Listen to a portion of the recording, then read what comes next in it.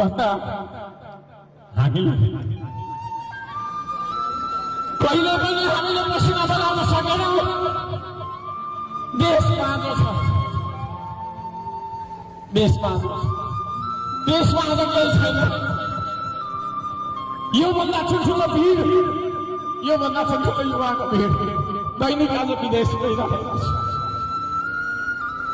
विदेशमा हामी मरिरहेका छौँ, स्वदेशमा मरिरहेका छौँ।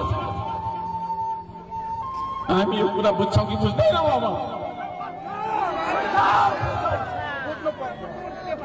अब यो देशमा कोही कसैको रगत नबगोस्।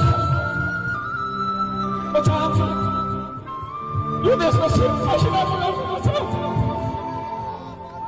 पसिनामा क्रान्ति गर्नुपर्छ। हामीले एउटा दाजुभाइले अर्को दाजुभाइको, एउटा नेपालीले अर्को नेपालीको रगत बगाएर देश बन्दैन। म सबैलाई लगाउन चाहन्छु, झगडा गर्नु रोक्नुहोस्, झगडा गर्नु रोक्नुहोस्, काटमार गर्नु रोक्नुहोस्, श्रमदानमा कोही नआउनुहोस्। को नेता बन्ने, को ठुलो बन्ने भन्ने कुरा छोडिनुहोस्।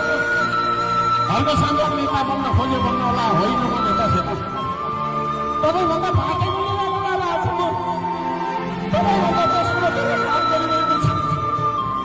म कोही कसैको नेता बन्न चाहन्छु, तर यो देशमा शान्ति हुन्छ, यो देशमा रगत नबगोस् भन्ने मेरो कामना हो। तपाईँले साथ दिनुहुन्छ?